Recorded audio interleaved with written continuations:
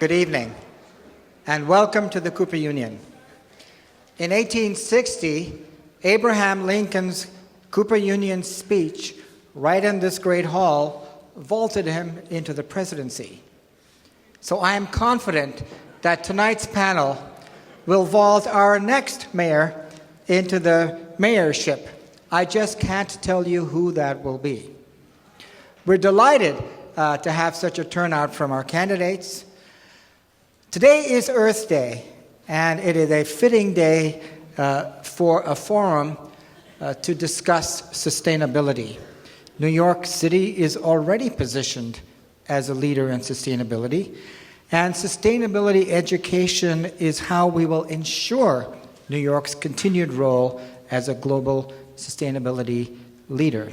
And as an educational institution committed to sustainability, I would like to think that without educating the next generations about sustainability, we really don't have much of a future. We're grateful to the New York League of Conservation Voters Education Fund for working with us on this event. I'd like to thank all the candidates who will be introduced shortly, and to thank Brian Lehrer, our moderator, and our panelists, Marcia Bistrin from New York League of Conservation Voters Education Fund, and Al Appleton from Cooper Union's Institute for Sustainable Design. Thank you.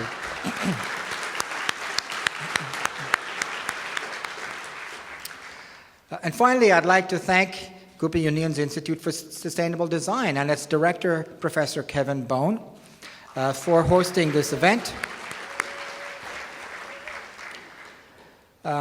So I'd like to now introduce John Del Giorno, who's the chair of the New York City chapter of the New York League of Conservation Voters and also state board member.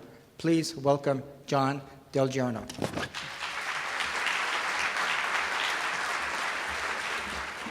Thank you, President Baruka. First of all, I'd like to thank you and all the team from Cooper Union and the Institute for Sustainability Design. It takes a lot of work to make a forum of this size happen, and we're incredibly grateful for your participation on this event. Our core mission at the New York League of Conservation Voters Education Fund is to educate, engage, and empower New Yorkers to be effective advocates for the environment. Tonight's a perfect example of that mission by the crowd here this evening. Traditionally, New Yorkers head to the polls on Election Day, and they think about candidates' stances on education, public safety, and economic development. We want to make sure that the environmental sustainability and quality of life is a high priority for voters and for the candidates themselves. You see, it's not enough to just passively care about the environment. We need to bring New Yorkers together, have them engage their elected officials and the candidates directly, and elevate the importance of the environment as a voting issue. Look at the crowd here tonight. Simply by doing here and participating in this event, whether you're watching in the Great Hall or across the street in the Rose Auditorium or watching online, you're seeing a message loud and clear to all candidates here. The message is that there's a lot of New Yorkers who care about sustainability, how it affects our lives at the workplace, our home, and in general, this great city. And we vote. There are dozens and dozens of organizations across the 5 boroughs that tonight co-sponsored the forum. And we have representatives here this evening from many of those organizations. We thank you, too, for being part of our program. They are listed on the program and on the posters around the hall. Thank you for being here and making this forum such a resounding success. I also like to point out another very important thing on your printed program. On the back, you'll find a broad sustainability platform that many of the organizations co-sponsoring tonight's event have signed on to. This agenda is the result of multiple discussions and meetings among some of the city's leading environmental organizations who have come together to ensure that the current momentum around sustainability in New York City continues and doesn't go away with the next mayor coming in, next city council, and the borough presidents, and public advocate and controller.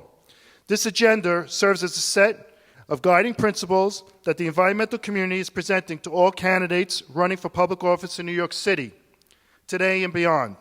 We hope you will join us in advocating for those goals, and we ask you to learn more about them on our website at www.nylcvef.org. Now it's my pleasure to introduce tonight's moderator. Brian Lear, somebody I've always looked up to, is a host of the Brian Lear Show on WNYC Radio, and the host of the BrianLear.tv and on CUNY.tv. The radio show is heard weekdays from 10 a.m. to noon on 93.9 FM, 8:20 a.m., and WNYC.org. The TV show is on Wednesday nights at 7:30. Just this month, the New York Times called Brian a master interviewer. He won a 2007 Peabody Award for radio that builds communities rather than divides. Time magazine has called his radio program New York's most thoughtful and informative talk show. Brian has been a questionnaire in televised mayoral debates since 1997. And relevant to this event, he has a master's degree in public health with an environmental health concentration from Columbia University. Please give a warm welcome to all our candidates, to our panelists, and to our moderator, Brian Lear. Thank you again.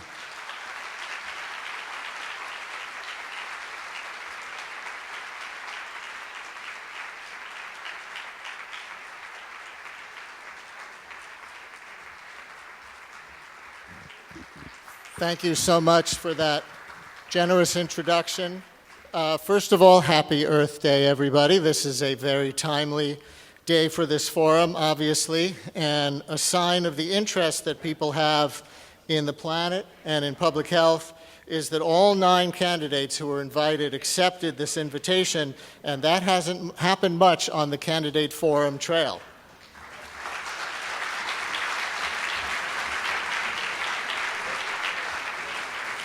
We have 1 hour for a moderated conversation, followed by 2-minute closing statements. So with 1 hour and 9 candidates, we will graze along a number of issues to establish candidates' basic positions and priorities and see if differences emerge. The format for this next hour is unstructured. I will do my best to be fair to everyone, but no one will get to answer every question, and we won't get to every topic that everyone in the audience might want. Also, about halfway through, the heads of the sponsoring organizations will each say a brief word. Marcia Bistron, the president of the League of Conservation Voters Education Fund, and Al Appleton, senior fellow from the Cooper Union Institute for Sustainable Design and former New York City DEP commissioner. And Professor Appleton will get to ask one of the questions along the way. And just briefly, a word about my own role. I don't represent the views of the sponsoring organizations, nor am I getting paid for doing this. I'm just here to help make sure pertinent questions get asked and to clarify candidates' positions and the differences between them. So, first time that line's ever gotten applause. So I hope I can help to do that. And we will also air selected excerpts of this event on my radio show tomorrow morning at 10 a.m. and a 1-hour edit on my TV show Wednesday night at 7:30. In alphabetical order by party, please welcome the candidates. The Republican primary candidates, Red Apple Group CEO John Katzimatidis, former MTA chief and former deputy mayor and budget director Joe Loda, and George McDonald, president of the Doe Fund. The Democratic primary candidates are former Brooklyn Councilman Sal Albanese, public advocate Bill de Blasio, controller John Liu, City Council Speaker Christine Quinn, and former controller Bill Thompson. And in case you didn't know who's who, see around the pillar. And the Independence Party nominee is Adolfo Carrion, former Bronx Borough President and Urban Affairs appointee in the Obama administration. Please welcome all the candidates.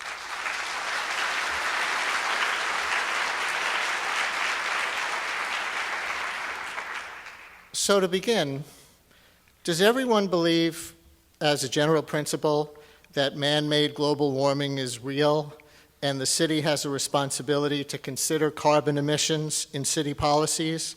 Could you please raise your hands if you agree with that statement as a general principle? One hand missing. Mr. Katzimatidis, do you want to say why? Thank you. I think the Earth has existed for billions of years, and I'm certainly concerned about global warming, but I think we have to really study it to see if it's a result of what we're doing.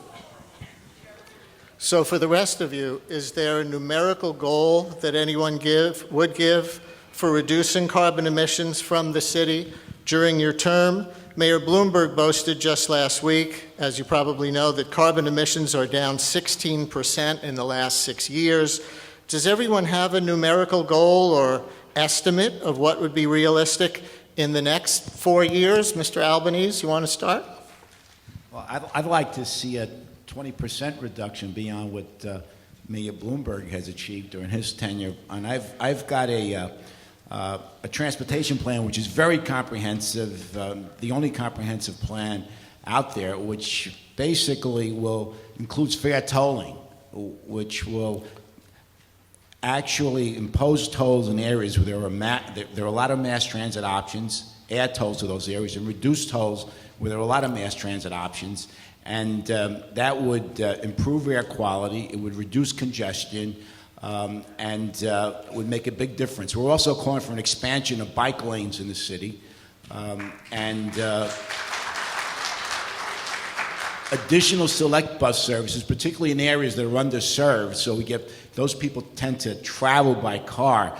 The objective is to get as many people out of their cars as possible. So I think that that would certainly go a long way to making our air quality better. Thank you. I just want to get a handle on the microphone situation. How many are there up here? Does everybody have a microphone? There's one right here. Okay. You're close. Okay, so maybe you should pick that up and hold as many mics as you can, because we'll have a conversation here. Anyone else? Speaker Quinn, do you have a numerical goal for the next 4 years if you're elected? Well, the legislation that we passed in the council with Mayor Bloomberg with the greening of the building codes, when it fully goes into place, and what the mayor talked about is the start of that will be about a 30% reduction. It'll be equivalent, the reduction we'll achieve will be equivalent to the entire carbon footprint of the city of Oakland, California, just to give you the significance of it. Now, there's studies going on now looking, and this is further than any of our terms, into 2050.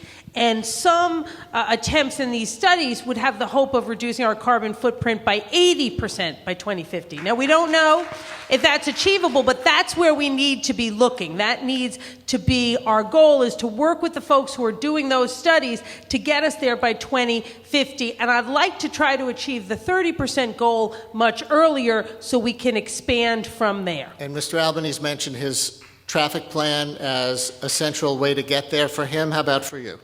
Traffic is certainly part of it, but we have to remember, and this is why when we did our legislation that creates the Oakland, California goal, it focused on buildings. Because although we do obviously have part of our carbon footprint from vehicles, most of it comes from the built physical space of New York. Now, new buildings being LEED certified, et cetera, that's all terrific, but most of New York is already built. So to really get to 80% in 2050, yes, it's going to have to include vehicles, but it's much more aggressively going to have to involve retrofitting new building materials and the physical built space of New York. Mr. Loda, how much do you agree with that, Mr. Loda? And the stat that I have here from the sponsors is that buildings are responsible for 75% of carbon dioxide emissions in the city, and New York has been a leader on this. What would you do to ensure that the standards being set for green buildings are implemented, and anything else you want to say about your strategy or goal? I actually believe that it's important to understand that New York has the lowest carbon emissions of any city in the country, and we are on the path of actually reducing it further, whether it's 30% or 80%. It is about the buildings. For the most part, because of our mass transit system and the number of people who take the mass transit, which goes up every single year, our carbon emissions is actually going down. We need to focus on the buildings, the renovation of our existing buildings, as well as using city planning as they go forward. I mean, everybody's losing sight of what they're talking about in Midtown East with the renovation of all of the buildings in Midtown East and making them taller, each and every one of them will be energy efficient, in some cases self-sufficient. And I think it's a very, very important point to bring across. We do need to make sure, as the MTA has done, all of its buses are far and away advanced. It's got the best fleet in the world right now from a carbon emissions point of view. We need to do the same thing with our cars. We need to do the same thing with our taxis. For the life of me, I can't figure out why the mayor has decided on a taxi that's not energy efficient. Mr. de Blasio, same question, basic strategies and numerical goals? You know, there's so much to appreciate in the Bloomberg approach in Plan NYC, and I'm someone who's not been afraid to disagree with the mayor when I thought he was wrong. But in this front, I think he's been very much on the right path. What I would say in terms of goals is, I agree, start with the 30% and see if we can speed it up. But where I think we're going to have to do a lot more to address the reality that buildings are the core of the problem is not just incentivize building retrofit in a kind of minimalist way, but in a much more aggressive manner. Look what the city of Chicago has done to create a real financing mechanism that allows large-scale building retrofit. And by the way, not just for private buildings, for public buildings. You can say use the same methodology. Our great possibility in New York that makes us different from any other city is the thousands of buildings that make up the New York City Housing Authority alone, all of which over time should be retrofitted, plus the huge diversity of other government buildings. We can be a leader in this country in retrofit,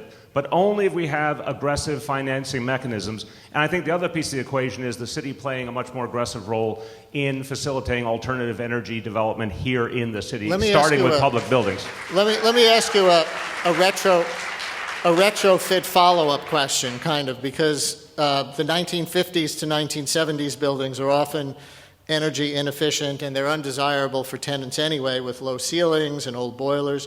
Would you allow them to be built higher, rebuilt higher, greater floor to area ratio, if they make them energy efficient? The preservation community doesn't like that, I believe, but environmentalists might. Any thoughts about where and when that trade-off works? Well, just one comment. I want people to understand in terms of our public housing buildings, just this piece of the equation. You're talking about building stock that in some cases goes back 60, 70 years, in the majority of cases 40, 50 years. So this is where there's a desperate need for retrofitting, and for folks who obviously are dealing with very tough conditions to begin with, this would be part of also providing real economic opportunity for them as well. But I think in terms of the balance of preservationism and energy efficiency, environmentalism, I think we've done some great things in this city of striking a balance where we respect the need to protect at least facades and pieces of what makes a building special. But in the end, look, with all due respect to John Catsimatidis, global warming is here and now. It's an incredible danger to this city and this planet. And we, being one of the great metropolitan areas of the earth, have to lead the way and have to aggressively approach retrofit in every way we can. Mr. McDonald, do you have something that's at the heart of your carbon reduction strategy? I'm sorry, I didn't hear the question. The question was, do you have something that's at the heart of your carbon reduction strategy? All right. Well, first I'd like to say, you know, at the Dauphin, we were a pioneer in collecting grease and turning it into biodiesel fuel. When we started collecting it, it was about 35 cents a gallon, and now it's close to $2 a gallon. And it also unclogs our sewers. So it serves and by the way, it also provides jobs. And all of this is about creating jobs first, using the human capital that we have in New York City, and then the investment of the financial capital to bring us to where it is we all want to be. So I think that incentives work in every area of life, and this is how we're going to progress now. We need, obviously, to address these issues, and they have to be economical in our approach to it, but it is our future. Mr. Catsimatidis, to close the loop, would you not continue the things that the mayor has started, the current mayor, toward the 30% reduction goal and other things, considering your skepticism? Let me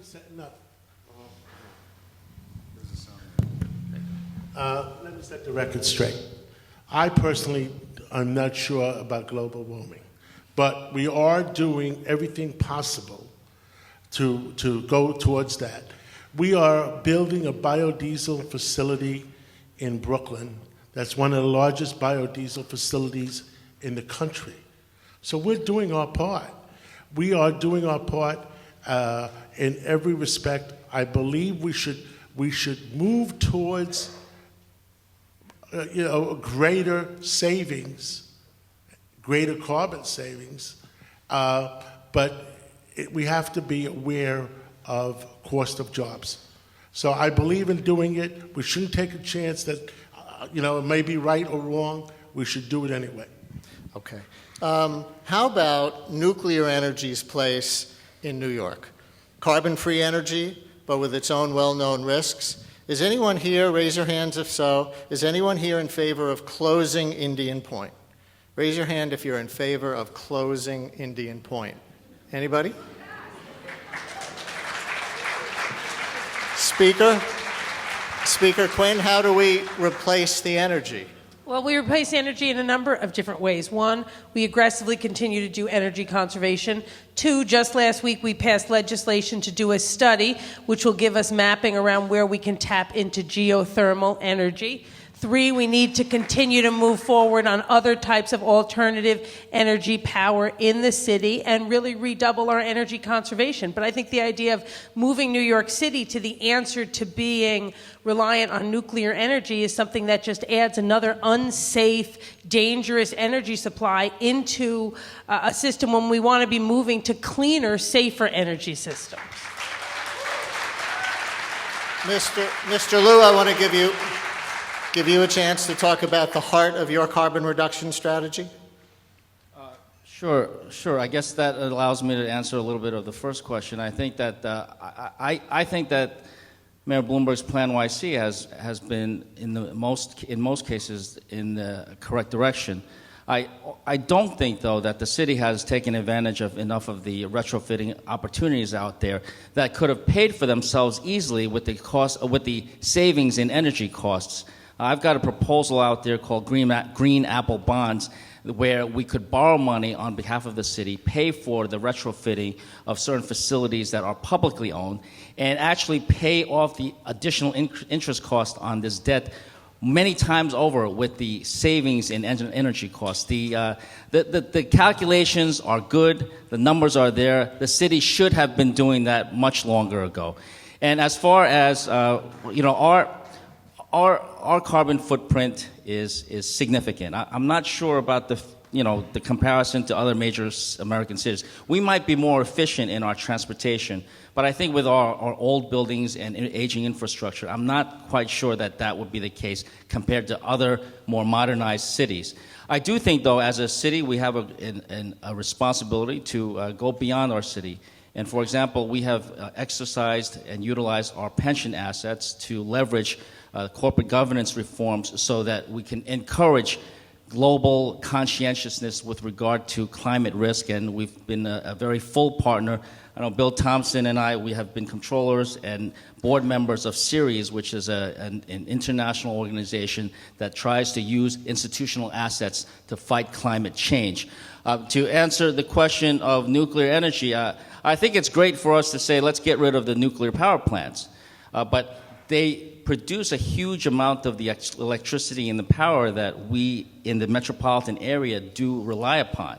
So let's figure out how to speed up the geothermal sources. There are ideas on how to harness the very fast current that we have in the East River and the Harlem River channels. Let's figure out how to get those turbines in there and tap into that renewable energy. But we've got to do it quicker, and we've got to have a comprehensive plan to start generating the electricity from those renewable sources before saying that we have to get rid of certain things, because unfortunately our power consumption is increasing, and we still have to deal with that. Thank you very much. On the turbines, has anyone read the Stanford study with a blueprint for an all-renewable New York State energy supply? I interviewed the lead author, and one key for him is offshore wind farms. Is anybody familiar with it? You're not familiar with the study? Can I make a statement? Mr. Katsmatidis? We started 10 or 12 years ago. We put turbines in the East River. We had a joint venture for our store on Roosevelt Island. And it took them a few years, 3, 4, 5 years. Well, 12 years later, we are hardly producing enough energy to run the front end of the store. So it's less And than I think the advertised. technology has All to right. go a long way. The technology, this is the reality. Let's use some common sense. Everything, we can live in a dream world, but common sense is common sense. If it works, everybody loves it. But let's not live in a dream world. Okay. Mr. Thompson, do you think that New York State could greatly expand offshore wind farms? And tell us anything that would be at the heart of your carbon reduction strategy. Look, I think, okay, I can see that each mic gets turned on separately. I think that offshore wind farms, if you look at other places around the country, it has been successful in a number of different ways. It is worth trying in New York.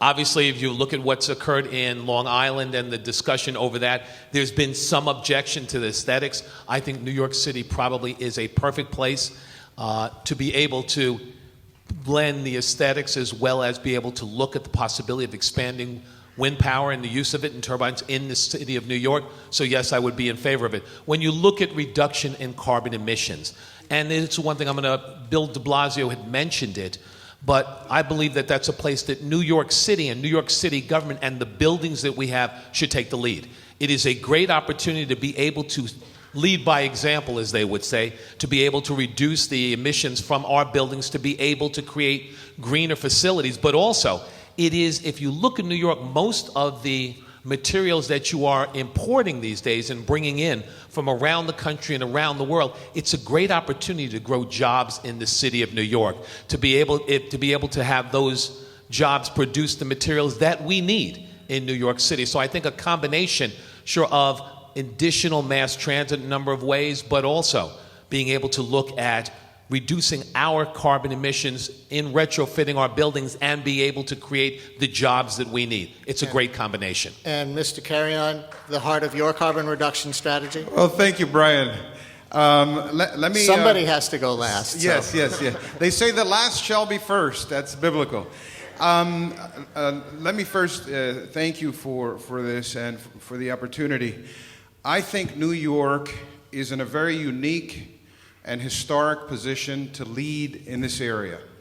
Clearly, we have proven that we have a smaller carbon footprint than just about every major city on the globe, and we've made certain advances. The Plan NYC 2030 was an important step forward to look at how we can continue to reduce our carbon footprint, how we can create smarter buildings that are more efficient energy-wise.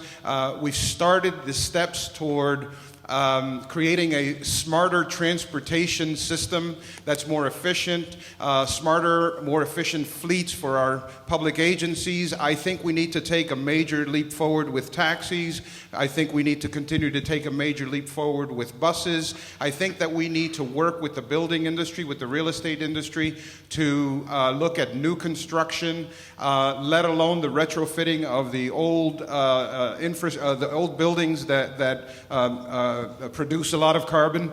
On the issue of wind turbines, hydro turbines, and the question of whether or not Indian Point should be closed. I think in an ideal world we want to say, yes, we should work toward transferring to new, better, smarter, cleaner sources of energy. When I was at HUD, we instituted for the first geothermal, fully geothermal building on 29th Street and 1st Avenue. And the Secretary of HUD came, officials came, the mayor came, everybody celebrated. That building is now self-sufficient, so much so that it actually throws off energy into the grid and sells it back to the utility. My goal would be to ensure that New York City buildings are self-sufficient and producing enough energy that they can actually trade it off in the marketplace. Thank you very much. Now, we're not going to spend a lot of time on fracking because in most respects it's not directly a mayoral issue. But it is such a huge issue in the state right now that I just want to see if any of you think it is a mayoral issue, assuming there's no attempt to frack in the city's watershed. So assuming no attempt to frack in the watershed, is there any city natural gas policy or fracking policy that would be called for? Anybody? Mr. Albanese? Well, I'm 100% opposed to fracking. As the mayor of the city of New York, I don't want any fracking anywhere near the reservoir because I'm responsible for 8 million people. 8 But million beyond New Yorkers. that? Well, beyond that, I don't see any need for fracking here in the city or anywhere near the city. Right. All right. Mr. de Blasio, anything that the mayor would have? Because it's This is apparently absolutely- for now, it's not happening near the city. Well, it's absolutely a mayoral issue because we've all seen how promises made over the years, particularly by folks in the energy sector, are broken. And so I think, remember the BP spill and a lot of other things we've seen along the way? I think the mayor of New York City has to protect the watershed. The way to protect the watershed is not to just work around the edges, but a moratorium on fracking. I think the Assembly is exactly right. We need to stop it now. And we know the technology is safe. We know it's unproven. We know we don't have the enforcement mechanisms. So the mayor of New York City has to stand up on that. But one other point, on the previous point about the wind farms, here's the conundrum. I think a lot of us know we don't want fracking, and we want to move intensely away from the use of fossil fuels. That means we have to embrace alternative energy, even when it's not. But even when it's not convenient, and I say this with a sense of solidarity here, sometimes something like the wind farms in Long Island Sound, there will be controversy, and we have to be careful about environmental impact, of course. But more urgently, if we're going to get to a real focus on renewable energy, we have to do it on a large scale. That's why we have to use our New York City resources. There should not be public buildings in this city that we're not looking for every way to convert to renewable energy, and we should be supporting large-scale development of wind farms in our area as well. Right. And Speaker Quinn, one way that some activists say it is a mayoral issue pertains to pipelines that could bring natural gas into the city. Would you enable or go slow on natural gas infrastructure planned for the city? One thing that gets mentioned is the Spectra pipeline. Well, look, I think you can't rush into something like the Spectra pipeline. So you have to do it extremely carefully. You have to make sure there's a real plan in place, that there's monitoring in place, that all of the concerns get to be aired out, and that we have real community input into how it gets done, when it gets done, and clear and transparent monitoring moving forward with something like that. So you can't rush into it, but I would not take it off the table. All right. Well, Brian, on this... Go ahead. Mr. Liu, let him speak. John Liu, go ahead. Thank you, Brian. Obviously the renewable forms of energy need to be tapped much more by the city of New York, and I don't think that as a city we have made those kinds of investments. So certainly, if I had my druthers, I would make those investments from the city's point of view. And I don't think it can be said that it's not a mayoral prerogative, because I agree with what's been said already. You do have to protect the environment and certainly the drinking water supply for the people of New York City, and it should be about finding and tapping and harnessing the renewable forms of energy, as opposed to trying to figure out how to pipe more gas into the city. So would you rule out, or would anybody on the panel so let me just say that the Spectra pipeline? Well, would look, anybody rule I just it wanted out to say that, Chris said something about community review and input. I think at a recent meeting on the Spectra pipeline, there were, I think, 2 letters in favor of the Spectra pipeline, and something like 5,000 letters opposed to that. And you have to look at, number one, this is building a natural gas pipeline under the most dense neighborhood anywhere in America. But you also have to look at the record of the company, which has had a number of violations, millions of dollars of penalties levied against it. So we got to look at the total outlook and see whether it actually makes sense for this particular company to build that pipeline but you would underneath take a look tens of at thousands. It and also keep the door open for now. Do I understand you correctly? Well, again, I go back to the fact that we need energy, but on the other hand, this particular deal seems a particularly bad deal for the people of New York City.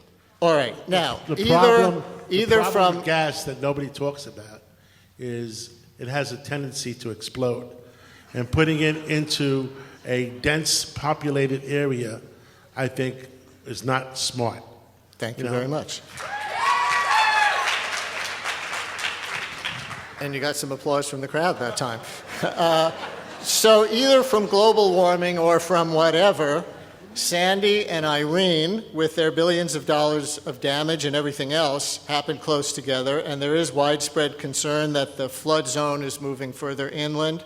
Mr. Loda, what's your redevelopment strategy in flood zone areas? What would you do as mayor about land that we believe will probably be flooded again? First and foremost, we need to separate what we do in Staten Island from what we do in the shores off of Long Island, the Rockaways and Brooklyn, and those parts of the city. In the Rockaways and in Brooklyn, we need to have a building code that allows the buildings to be high enough so that when the floodwaters come, just like they've done off the coast of the Carolinas, for the most part, think about the Rockaways, it's a barrier island, and we have a long history in this country of how to build homes on barrier islands to withstand the flooding that needs to go on. Out in Staten Island, it's a completely different type of approach because of the marshlands. The people in Staten Island want to accept the program that the governor has put forward with the federal government of buying the property so that they can live somewhere else and letting the marshlands there continue to thrive, which will help in the long run of preventing the surge from happening. We also need to deal with Lower Manhattan. Lower Manhattan requires a concerted effort of the government and the private sector to figure out what can happen. I was asked immediately after Sandy, can't you plug up the Brooklyn Battery Tunnel? Sure. 93 million gallons of water went into the Brooklyn Battery Tunnel, and it became a drainage ditch. If that water didn't go in there, it would have gone into all the rest of the buildings into Lower Manhattan. We've got to find a way to protect Lower Manhattan. It doesn't necessarily need to be a wall, but there are various different ways that we can go about making sure that Lower Manhattan is habitable every winter, every time there's a storm. It's going to continue to happen, and we need to have a concerted effort all the way around. What's one alternative to a wall? One alternative to the wall, believe it or not, are all types of environmental as well as approaches that, where you build more marshland out at sea. One of the things that New York that used to save us in the past when the water surges came in, believe it or not, are oyster beds. At one point in time at the turn of the 20th century, we were loaded with oyster beds, and it helped in the process. We need to find natural ways to deal with natural disasters. Does that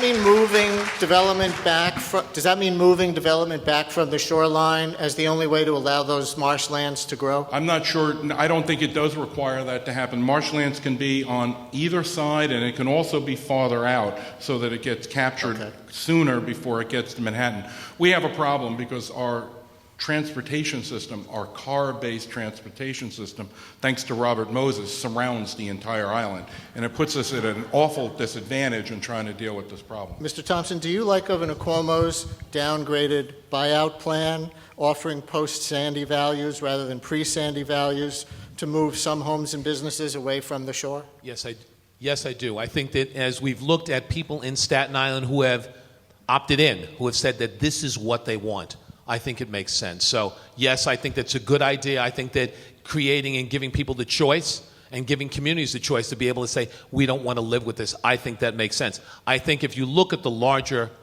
our response to Sandy, it really is looking at a not one-size-fits-all approach.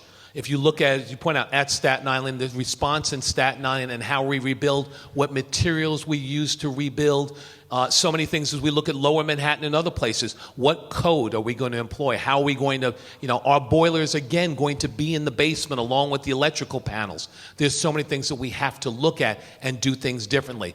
I've argued that I believe that we need a deputy mayor, for infrastructure, because we need to coordinate and use the dollars that we're going to have better. But a lot of this is going to be staged over a period of time, done incrementally, but we have to do this smarter. So the use of wetlands and so many other things, use of barriers, all of that comes into play as we look to do things and rebuild smarter and better in the future. Does anybody disagree with Governor Cuomo's new plan?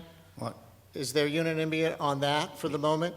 Okay. Sal Albanese, briefly on this? I have to point this out because one of the things that has happened here with Sandy is the fact that it demonstrates that we have a reactive government. I mean, for 10 years, the city of New York was warned by climate scientists that we were going to have a storm like Sandy, and nothing was done. No hearings were held. As a matter of fact, the New York Times, 6 weeks before the storm, had a front-page story from a Columbia climate scientist who pointed out exactly what would happen if we got hit with a storm like Sandy, and it happened 6 weeks later. So we've got to be more proactive. We've got to plan.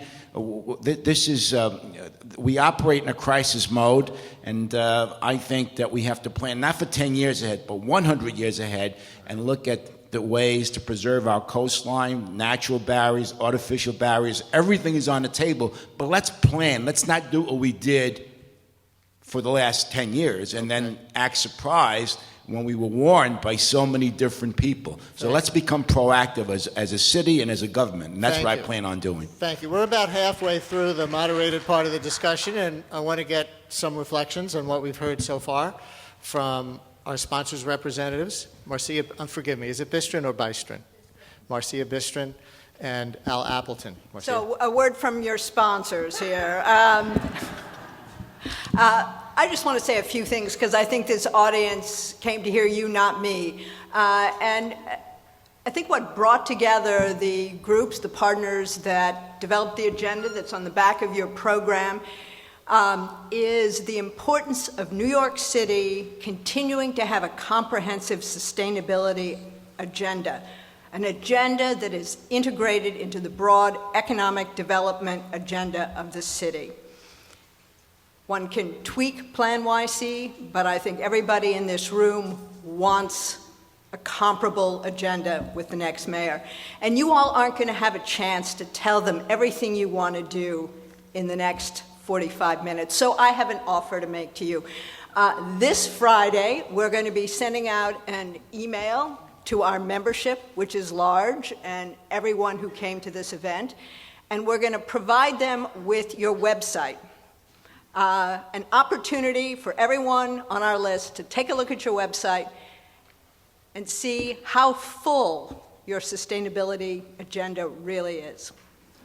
With that, thank you. Al, you're up.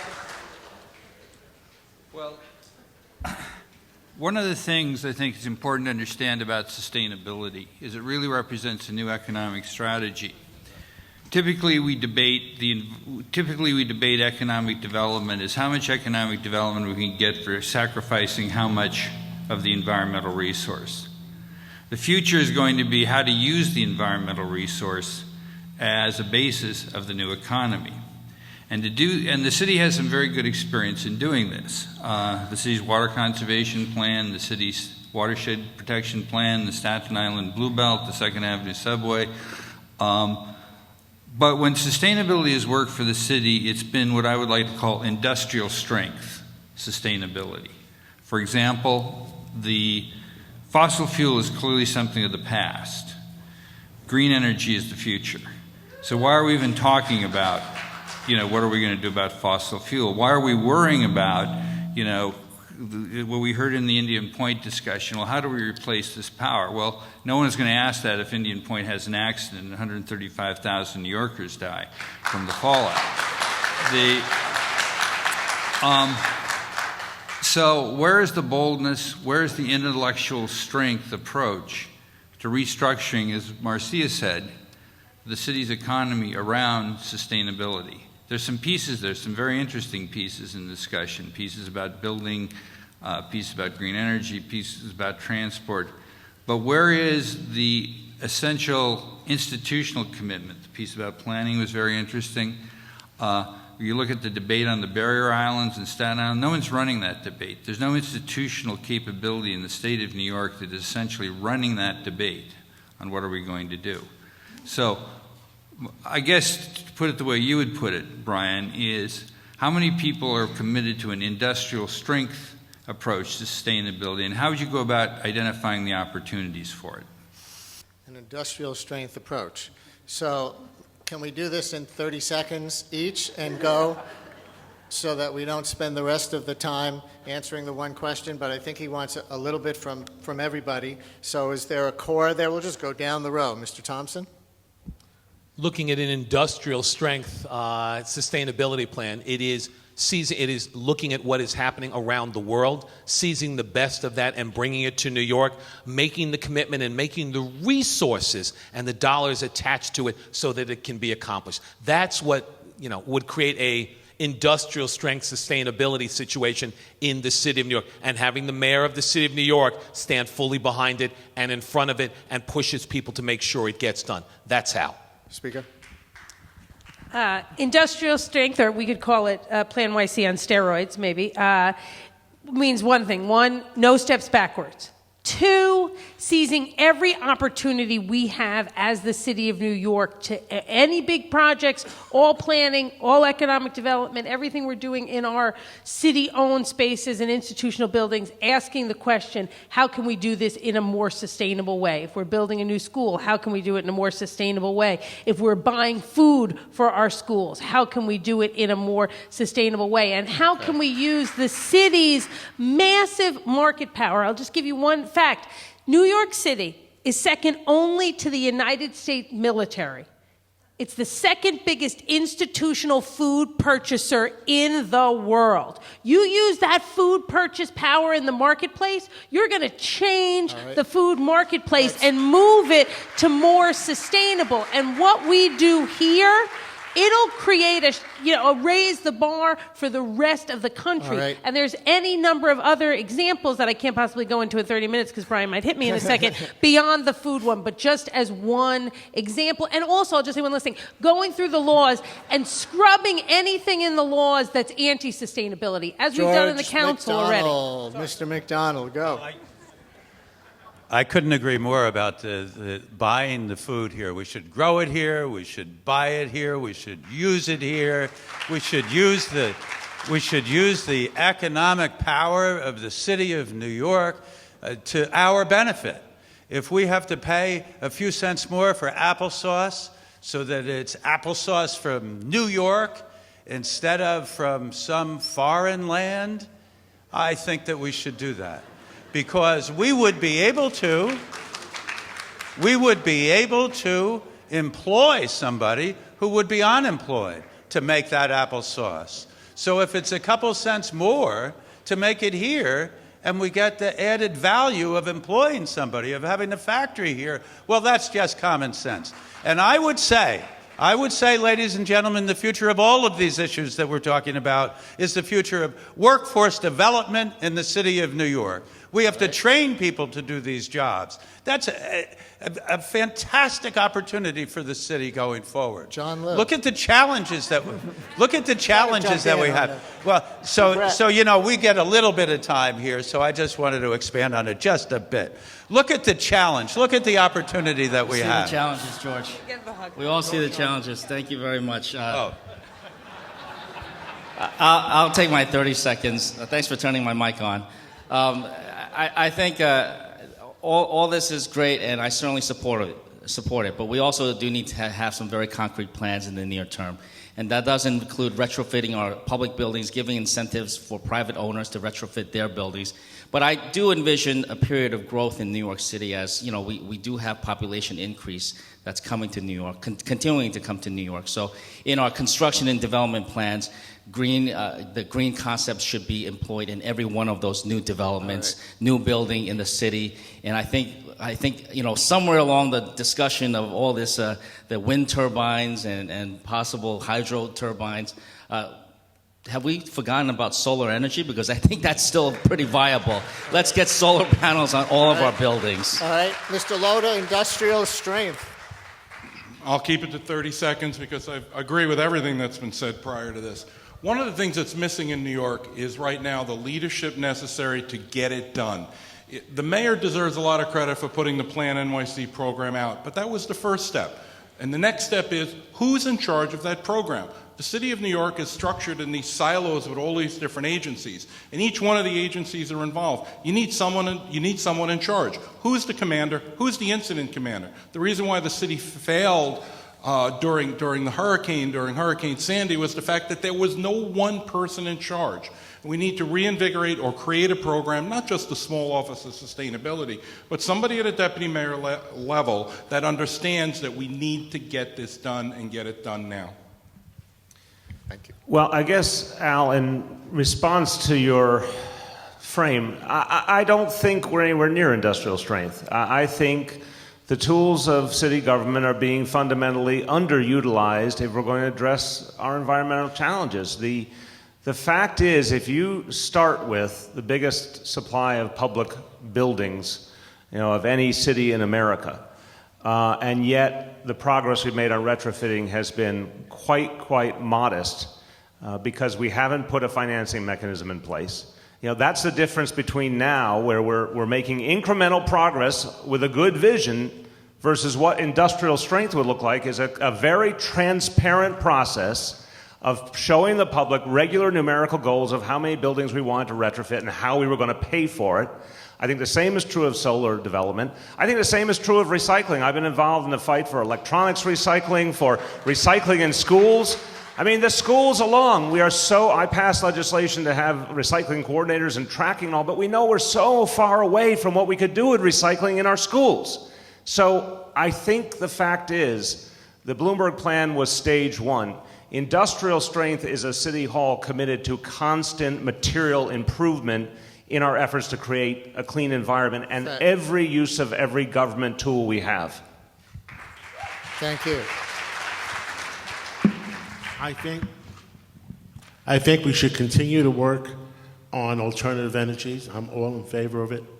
Realistically speaking, if we can reduce our carbon footprint over the next 15 years, at least an additional 15 to 20%, that's going to be a win-win. But we have to understand we can't live in fantasy world. We have to come up with new technologies.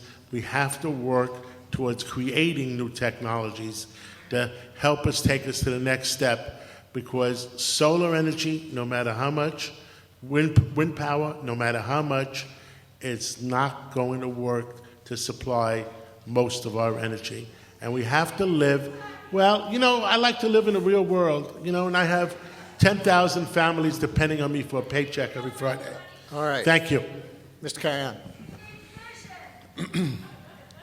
I'm glad, Al, that you asked about an industrial strength plan. I have mine right here. When you visit carryon2013.com, you can see it, but I have it right here. So in 30 seconds, Brian, we need to go from the big apple to the green apple. We need to plan for our future growth and the expected million people that will be added to our population by 2030 to 2040. We need a three-pronged approach. We need to be energy efficient and energy independent. We need smart meters, charging stations for electric cars. We need a green building code. We need green agencies. We need green fleets for our agencies. We need a smart growth strategy. We need transit-oriented development, which is part of a sustainability initiative. And we need to begin to retool our education department so that it trains our kids, prepares our kids for green-collar jobs, environmental consultants, green building architects, environmental attorneys, clean energy technicians, environmental engineers, organic farmers. And here's the big hit to close. When I was at the White House working at the Office of Urban Affairs, I suggested something to the president. We started to look at it around the country. We need urban vertical farms so that we grow food right here in our city between the source and the customer. Thank you. Sal? I agree with many of the proposals that have been put forth. What we need, as the commissioner said, is bold leadership. And unfortunately, we've been reactive.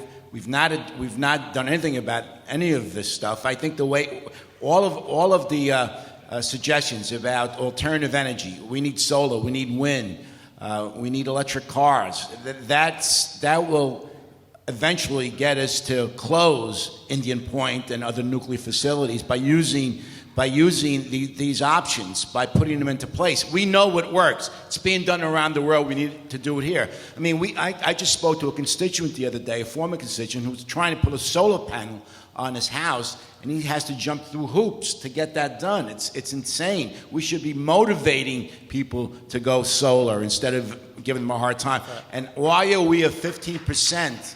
15% of recycling. San Francisco is at 80%. I mean, I want to go to 100% when I'm mayor.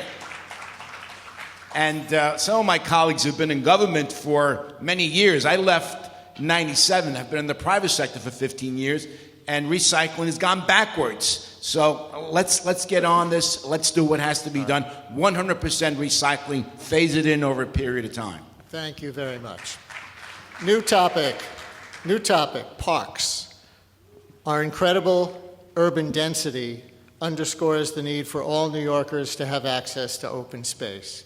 In Mayor Bloomberg's Plan YC 2030, he established a goal of no New Yorker living more than a 10-minute walk from a park. Hands up if that's a goal you would promise to renew. Everybody? That's everybody. Okay. Now, how do we get to quality parks everywhere? One way that some neighborhoods have been getting there is public-private partnerships, effective financing mechanism for large destinations like Central Park and Prospect Park. They have yet to bring critical resources to hundreds of neighborhood parks.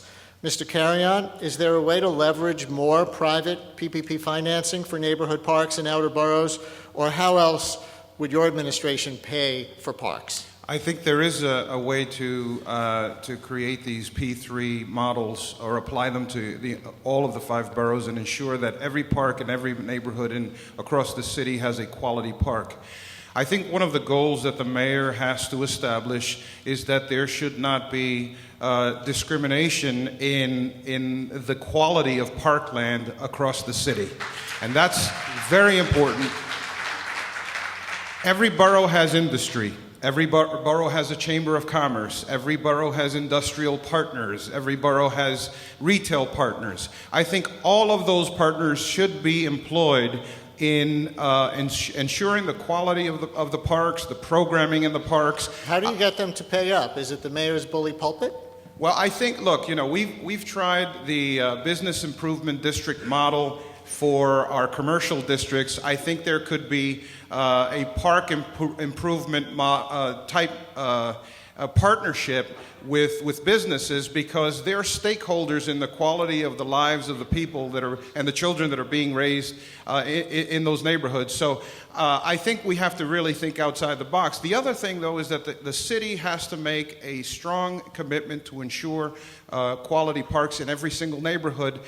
Where there is no wealthy partner, where there is no Central Park Conservancy, and when I was borough president of the Bronx, we had to take a larger share of our capital dollars and move them toward the parks, because we wanted to ensure that there was no difference between the folks who were living on Central Park West and Fifth Avenue and the folks living on Pelham Parkway. All right. Mr. Thompson, you want to get in on financing?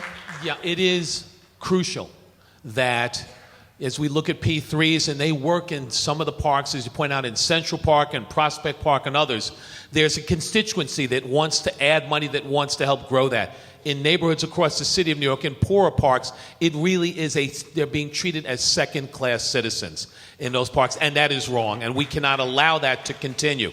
It really is trying to attract across the system, whether it's looking at advertising dollars or sponsorship dollars, and spreading those dollars out not just in the more favorable parks, but in other parks across the system. It is where there is a shortage in dollars, the city stepping in and spending its money on parks to make sure that there's equity. It's great to have a park that's within a 10-minute walk, but if you look at some of the parks that exist, they aren't fit to walk into. And so we have to make sure that there is equity across the system, that where those, in a number of places where we push P3s, and in a number of ways those public-private partnerships, be able to use additional dollars and spread that out across a region or across a borough, but also look for other sponsorship opportunities for the private sector to be able to deal with our parks. But right now, it really is a second-class. There's so many parks that are treated as second-class citizens. We can't allow that to continue. Let me get hands on one specific parks issue that's out there right now. There are some parks advocates in Queens who oppose the Major League Soccer stadium proposal as more development versus open space and more commercial versus public space in Flushing Meadows, Corona Park. Can I see hands of people have firm positions on this? Is anybody solidly for the stadium? Nobody's going to take a solid position for the stadium. Is anybody solidly against the stadium? So who wants to, wait, Sal, you just spoke. John Liu, you want to talk about your ambivalence here? Yeah. I think the ambivalence comes. Look, when they talk about alienating parkland for a stadium, they always make promises of making sure that the parkland is restored in another different part of the borough or even the city. Unfortunately, under this administration, we have seen a couple of other stadiums that have been built, and the parks facilities and spaces not being made available to the public until a huge amount of public pressure was put bare on the administration. So there's a credibility factor here, and I think I certainly, in the case of the MLS, the Major League Soccer stadium that's being proposed, and I do believe the administration is pushing it behind the scenes. I do not think overall it's a good idea because they haven't shown us exactly where they're going to restore the parkland. But overall, I think that I would definitely agree with Bill that there's a huge difference in parkland in different parts of the city, and we've got to correct some of those inequities. And one thing we can do is hold concessionaires responsible and accountable for the promises that they made to the city taxpayers in exchange for being able to operate those concession stands, the concession businesses, in some cases very large grossing businesses. They have not in many cases lived up to the financial commitment of upkeeping those parks that they operate in. Thank you very much. I want to move on to another issue. I said not everybody's going to get a shot on everything, and that is air quality and environmental justice. New York's air quality fails to meet federal standards for ozone and fine particulate matter, with pollution levels concentrated in mainly low-income neighborhoods. The health department reported last year that 1 in 8 children has asthma, but that rate is 17 or 18% for Black and Latino kids, 5% for white kids. So the question is, what is your plan to improve air quality throughout the city, especially in those communities where pollution-causing asthma is concentrated and those same community members are disproportionately affected? Bill de Blasio, you want to start on that? Yeah, I happen to be an asthmatic myself, and mine's under control, but I can tell you, if you experience the disease, you understand when it's afflicting someone, it fundamentally undermines their life, their quality of life, and for children in particular, it's a tremendous danger, and what I feel like is it gets back to the point about buildings again, that the real opportunity here to change this city is with a extensive, pervasive approach to building retrofit. This is where we're going to have the big difference, and I think if you think about a policy of equity, focusing our efforts again on public housing developments helps us achieve both an important measure of environmental progress, but also an act of economic justice. Because this is in so many of the communities where you say there's disproportionate. So what do you do? You have aggressive financing mechanisms backed up in some cases by our public pension funds to continue to regularly retrofit buildings, and I say in a transparent manner because this is the point. There has to be a set of numerical goals that then can be held accountable by the public. But if you focus first on our public housing developments, you will have the advantage of affecting areas with the greatest health problems, and you create employment opportunity where there's the greatest unemployment problems. So it's essential buildings would be the heart of that. Mr. McDonald, you want to take a shot at this? Well, we have a totally integrated pest management company called Pest at Rest, and we have a contract with the health department, and we go into minority areas and we show them how to fix their apartments so that the cockroaches stay out rather than come in. And, that causes asthma. And it's just a little thing, but when you think about it and you think about public housing, I think that we could make great progress in public housing, for example, and stem asthma, through having quality pest management programs. And I want to say one other thing about going back to the parks, because if you go over to the Hudson River Park Trust right now, you'll see folks in blue uniforms with the dough fund on the back of it actually cleaning the park. And when I'm mayor, I'm going to take the folks who are laying around in the city homeless shelter system, and we're going to get another bang for our buck. We're going to put them to work, and we're going to clean up our parks. And we can do that because the people are looking for an opportunity. They don't want to lay around. They want to go to work. All we have to do is provide them an opportunity. And again, we'll get $2 back, $3 back for every dollar that we invest. So we've heard building retrofits, pest control, including education. Anybody want to put another asthma control strategy on the table, Speaker? Sure. I failed to recognize our Environmental Protection Chair, Jim Gennaro, is here. So I just wanted to take a second to do that and thank Jim for all of his work. A couple of other things. One, I think we need to move forward with expanding bus rapid transit, select bus service, expanding ferry service to give people more mass transit options. And we have clean ferries now, so that's a real step in the right direction. I think to reduce asthma, particularly in lower income neighborhoods, we need to remain committed to the solid waste management plan, which is going to use marine transfer stations to get trucks off of the road, particularly in neighborhoods that have suffered far too long. So I think that's a really important component. We need to make sure that our legislation phasing out number 6, the dirtiest fuel oil, gets fully implemented moving forward. We need to expand our use of biodiesel, and the Doe Fund has actually been very helpful with that, but in every way that we possibly can. You mentioned facility siting. Who thinks there should be greater borough or neighborhood equity when it comes to solid waste management? Everybody think that needs to be redistributed. Staten Island got saddled with fresh kills for so long. The East 91st Street Waste Transfer Station would be the only one in Manhattan. Anybody want to talk about 91st Street and whether you have a position on it? Mr. Loda? In 2001, in connection with the closure of Fresh Kills, the 91st Street MTS was closed.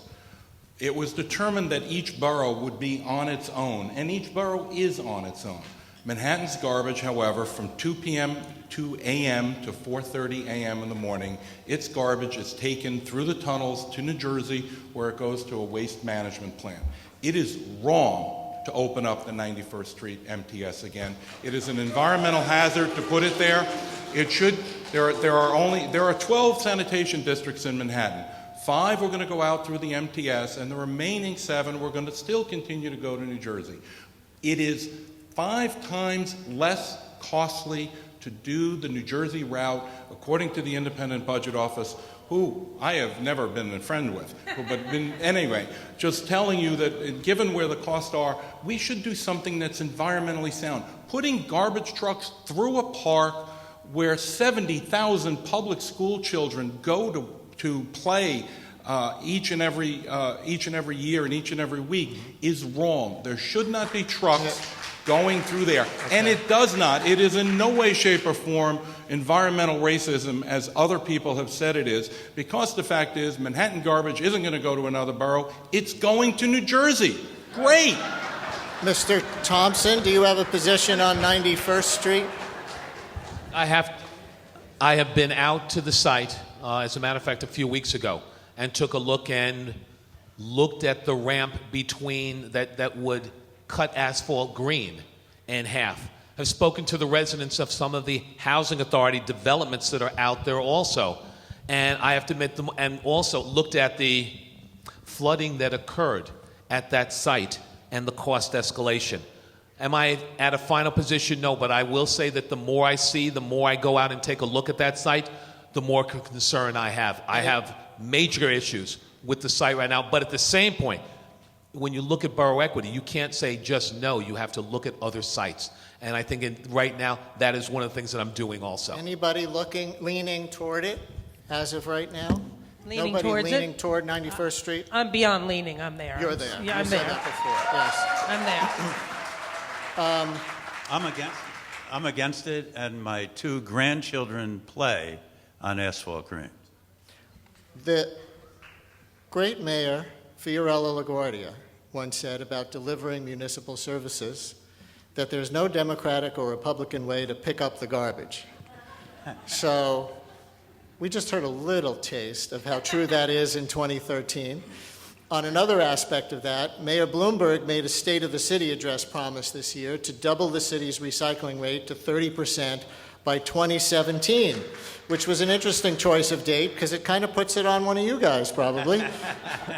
So does everyone here promise to see that through, 30% recycling in 2017 as a campaign promise tonight? Hands?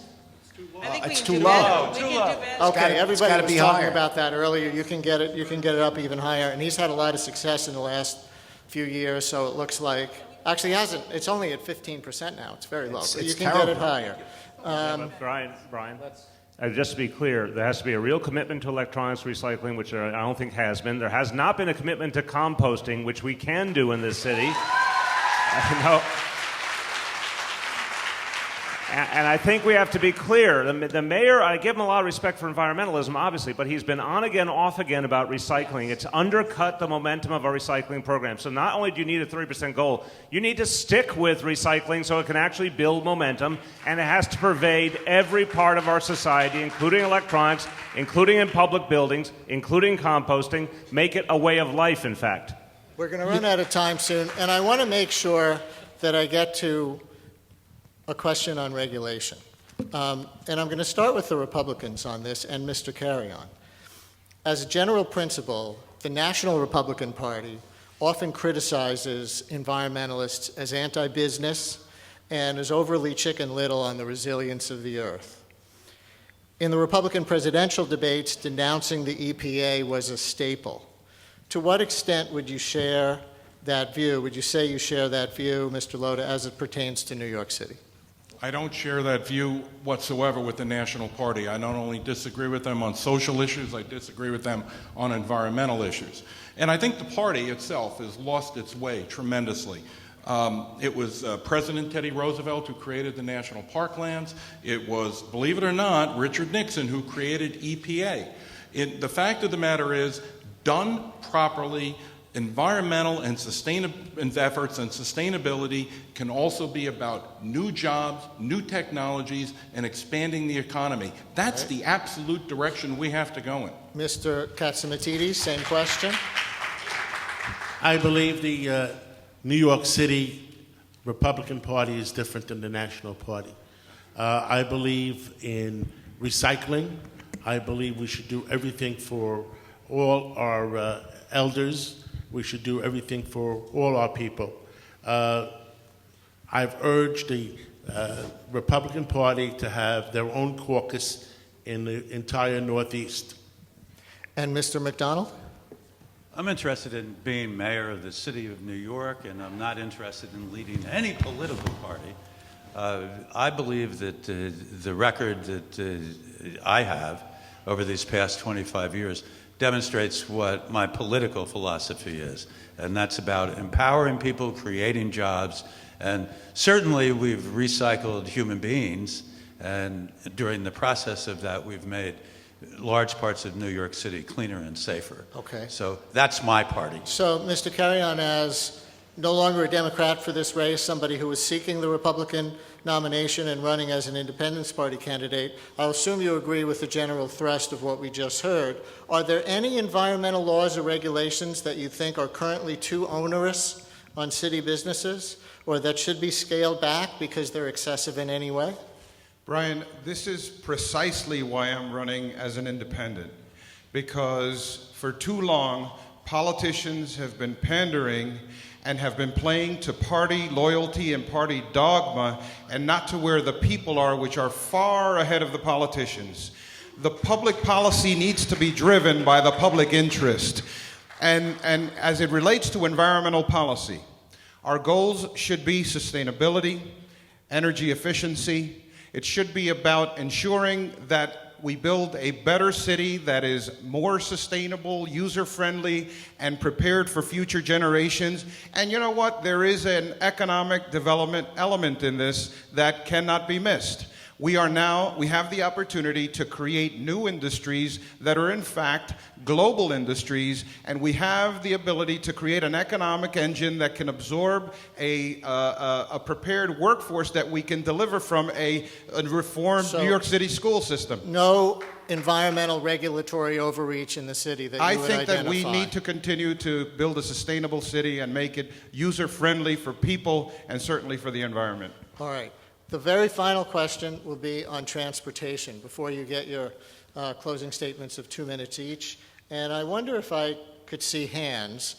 And of course, we saw Mayor Bloomberg lose his battle for congestion pricing in New York City. Does everyone believe, as a general principle, that there are too many cars driving in Manhattan below 59th Street today, and that as mayor you should address this in some way? Hands? Everybody? Except Mr. Katsimatidis. And I'm reluctant I tell the truth.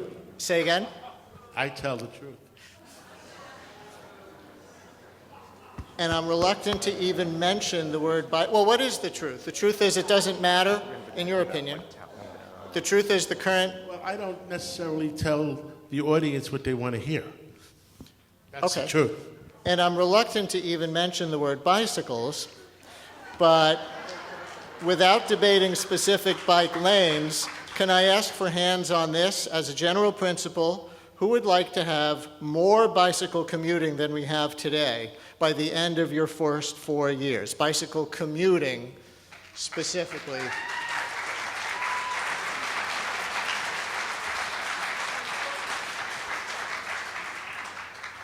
And with that, you'll be happy to know I'm finished asking questions.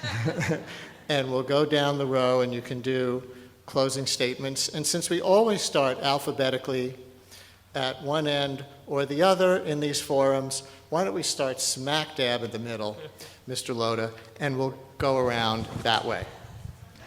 Thank you, Brian, and thank you to the League as well as to Cooper Union for having this forum or debate about the future. We need a new paradigm in New York. We need a mayor who understands that the city should be sustainable. Someone who's going to focus on the fact that we're expecting 1 million more people in this city by 2030. We have an aging infrastructure. Our subway system is 108 years old. We need to understand that we need to change and with the times and have someone who's going to move forward with it. Finally, we do have something going on in the climate. There is climate change going on, and we need to be able to address it. We will continue to have storms like we've had over the last 2 years, and we need to focus on it. We need to have a mayor who will, day in and day out, determine that environmental efforts, sustainability, is about creating new jobs. It's about creating new technologies. Mike Bloomberg should get a lot of credit. I agree with Bill de Blasio. When Mike Bloomberg wants to take credit for education and some other areas, he should be taking credit for what he did in NYC and Plan NYC 2030, because he set us down the path of sustainability. We need to take it to the next level. We need to implement it, and we need to have someone who actually believes in sustainability as a goal for the city of New York. We need to be the leader in the world in this area. We need to be the leader in the United States. No more following for New York. Mr. de Blasio. Thank you. You know, we've come to, I feel like, in our society in recent years, twin realizations. One is the realization of the clear and present danger of global warming. And the other is the realization of the dangers of economic inequality, of income disparity, of the fact that we are not moving in a sustainable direction, whether you look at the material reality of our environment or whether you look at the material reality of the lives so many of our people live. We have to address both simultaneously, and I've never been one who believed there was a contradiction between addressing the needs of our environment and making sure that economic opportunity reached farther.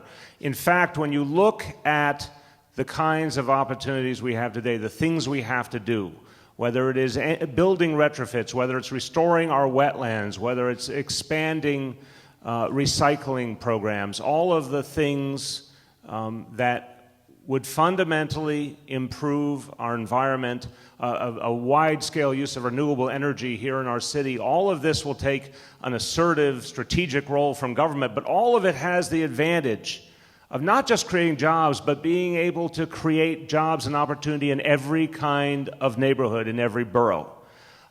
This is the task of our times, to address these inequities.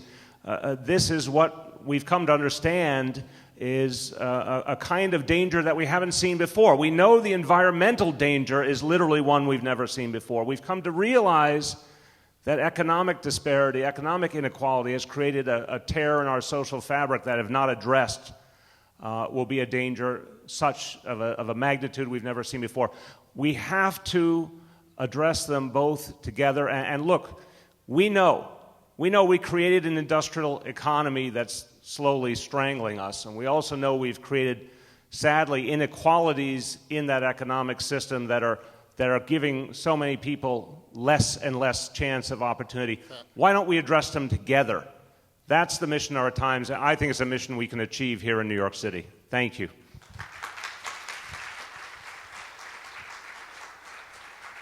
I want to be the mayor of all the citizens of the city of New York.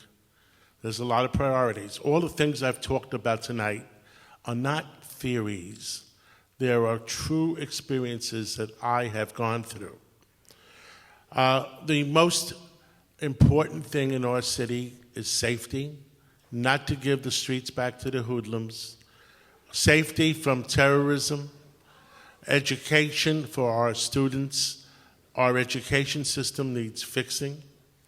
And I do believe in getting jobs, and one set of those jobs should be in the environment and help create a better environment. It's doable, and I think there's a whole set of jobs that can go into that category by itself, and I will do that. Thank you. Thank you, Brian. Thank you to the League and to Cooper Union for hosting us, and thank you all for coming out. It is true that we are growing as a city. We never get it right when it comes to counting the population or forecasting its growth. So while we say that there might be 1 million people by 2030, 2035, it could be more. It usually is. We haven't even figured out how to count the U.S. population. We do know that the trend that we are facing here is true of every American city, and that more than 85% of the U.S. population resides in cities, and that's where our assets and our potential and our prospects for the future are. The critical question that we have to ask ourselves is, how will we live and how will we lead the global conversation about cities and urban places and metropolitan areas when it relates to air quality, energy, transportation, quality of life, ensuring that we link everything that we do in this environmental agenda with our economy, and making sure that we continue to lead the world. I will be the mayor that will force this agenda about the environment, because at the end of the day, if we don't get this right, if we don't have a smart sustainability policy, if we don't have a smart energy policy, if we don't have a smart growth approach where we're going vertical instead of horizontal and exploiting our transportation assets in every manifestation, mass transit, surface, below the surface, bicycling, walking, every way of getting around, moving our goods, our trash, we need a holistic approach to this, ladies and gentlemen. As we move forward, the question is, will we leave this city better than we found it? Smarter, more user-friendly, cleaner, and richer with opportunity. That's why I want to be the mayor, because I want to leave New York a better place than I found it. Thank you, Brian, and the panel and the League for a great discussion. Let me make one thing perfectly clear. You hear a lot of rhetoric and ideas up here and the things that we're going to put into effect. However, if you get elected or win favors to everybody in town, none of these ideas will become a reality. I'm running not because I want the job, but I also want to build a safer and smarter city. If you believe that every New York City student deserves a world-class education, that no one who works full-time should be mired in poverty, and if you believe that a sustainable economy can be a thriving economy, then I need your help. I have taught in our city's schools, and I have a plan to fix our schools. I have raised the wages of workers before in this city, and I have a plan to do it again. And I'm committed to the environment, and I have a plan for a zero-waste future. With your help, with your votes, and with your support, we can build a great New York and make New York City an even greater city than it is today. Thank you so much. Brian, let me thank you. This is third or fourth debate or forum that you've moderated. Let me thank the League again and Cooper Union and the both of you also for this evening. And let me thank all of you for joining us. This New York City starts right now, in the year 2013, and for the next mayor in 2014, in a very different place. 8 years, 10 years, 12 years ago, there weren't the discussions at this point about the sustainability issues that face the city of New York. We are having that discussion now. We're going to continue to have that discussion through this campaign, and the next mayor of the city of New York would be a fool to take steps back. This is an opportunity to move the city of New York forward, to make New York City a more livable city, to make New York City a more sustainable city. Our buildings and looking to retrofit them, opening up our waterways, parks, so many other things. This is an opportunity. If we want to talk about, as I have in the papers today, discussion about health in New York City, if we really want to make New York City a healthier city, a more sustainable city, a city that will be better and stronger, this is the opportunity. Having a mayor, and I want to be that mayor, having a mayor who steps forward, who makes sure that this is a priority. Sustainability is part of every discussion, that you have people in place in government, a deputy mayor for infrastructure to carry that conversation forward. All of that is part to making New York City a better and stronger and more livable and healthier city in the future. That's what this is about. It is about growing jobs. It is about making New York City a healthier city. It's about leaving a city for those who follow us that will be so much better. And they, in turn, can build upon the things that we do. That's what this year is about. That's what next year and the next mayor of the city needs to focus on. Those are the things as mayor that I want to accomplish. Join me. Come join me on Friday, BillThompsonForMayor.com, and take a look at what we have when it comes to sustainability. Thank you all very much. Thank you. Well, thank you, Brian, and everyone at Cooper Union, and Marcia and Commissioner, and everyone at the League, and everyone for being here tonight. Over the past years, we've accomplished really amazing and forward-looking things for the city of New York.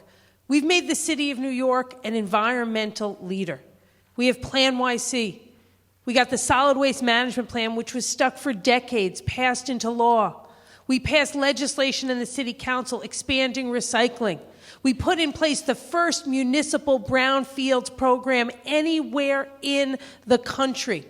These are enormous steps we've taken that create a firm, sustainable foundation that the next mayor can expand off of. That's the good news. We should be grateful for where we are, but we shouldn't be satisfied. We need to push forward for a more diverse and environmentally sound mass transit system. We need to take the success of the environmentally sound East River Ferry service and bring that to other neighborhoods in the city. We need to add bus rapid transit to give people more options to get out of their cars. We need to strive forcefully towards the goal of reducing our carbon footprint, building off the success of our green building codes effort and the 20 laws we've passed to implement it. We need to strive for that 2050 goal of an 80% reduction. And when we do it, the rest of the world will follow. Make no mistake about it. But we also need to recognize the tremendous economic power of environmentalism. There is no reason right now we as a city aren't planning to convert the old factory spaces in the South Bronx into hubs that could do the greening of truck fleets that will be required. That's a way we can bring down asthma in the Bronx, put people to work, and bring good manufacturing jobs back to New York City. We've passed more green buildings codes legislation than any other city in America. Let's export those experts to other cities as well to create more potential. We have a good foundation because of what all of you have done, but we can go even further when I'm mayor, when we're working together and taking sustainability to an on steroids level. Thank you so much for having us here in this important subject. You may notice that I fell off my skateboard on my way here this evening. Just my attempt at reducing the carbon footprint. I also signed up on Monday for the Citibank bicycle program. So I am a charter member of the Citibank program. So in 1984, 1985, I went to Grand Central Terminal every night at 10 o'clock for 700 nights in a row. And I fed homeless people. They were on the corner of 43rd and Vanderbilt. And I didn't know much about why folks were homeless, but I went there and I listened to what they said. And I heard over and over again that they really appreciated the sandwich, but what they wanted was a room and a job to pay for it. A room and a job to pay for it. And I heard it enough to believe that if we put together the opportunity for them to go to work, that they would go to work. And now, $700 million later, tens of thousands of people have graduated from our program. I am here tonight to tell you that we can take this great opportunity, this great economic opportunity that we're all talking about, and we can lift our city up by providing employment for people who don't have it now. And that's a big problem in our city. If you look at children 16 to 26 years old, 17 to 26 years old, look at the opportunity that they have. They don't have an opportunity. And that's going to come back and be not so nice in the future. It is something that we definitely have to pay attention to, and these issues are where we can. We can provide employment, and we can lift up the people at the bottom of our society at the same time. Thank you very much. I agree with you, George. We need to create jobs, boost employment. I want to say I'm excited to be with all of you here this evening. I want to thank Cooper Union for hosting us and the League of Conservation Voters for congratulations for bringing all 9 of us together. This is the first time it has happened this election, so kudos to LCV. And also, I want to thank the League because they, over the years that I've had the opportunity to work closely with the League, they've always had a very pragmatic approach to making sure that we have sustainable policies in the city of New York and beyond. So that pragmatic approach has certainly helped push forth legislation and policy changes. And as I've said before during this discussion that we've had, I think that we have a lot of opportunities. We have opportunities with regard to how we can move our city forward, given the fact that growth provides opportunities. And as we continue to develop and construct parts of the city, we have the opportunity to make sure that that construction is done everything green, and along with the transit infrastructure that will be necessary when it comes to new communities emerging from within our city. There's also still the ongoing necessity and opportunity to retrofit many of our public and private structures, and we just have to make sure, we just have to encourage people to see the fact that the financing and the equations are balanced, and that the simple fact of savings in energy cost pays for many of these retrofitting projects itself, as well as create jobs along the way. At the end of the day, we can talk about all the environmental policies that we want to enact, but we have to remember who we're doing it for. And it's for people like, I gotta say, my 12-year-old Joey, who is a frequent customer and visitor to parks all around the city, whether it be to play baseball or whether it be to just have a walk. And nowadays he doesn't want to have walks with his old man as much as a number of years ago. But still, It is for the children, it is for the next generation, and we do have a responsibility to make sure that our city and indeed our earth is put in a better place for them. Thank you so much. And ladies and gentlemen, please thank the League and Cooper Union and all our candidates for coming tonight.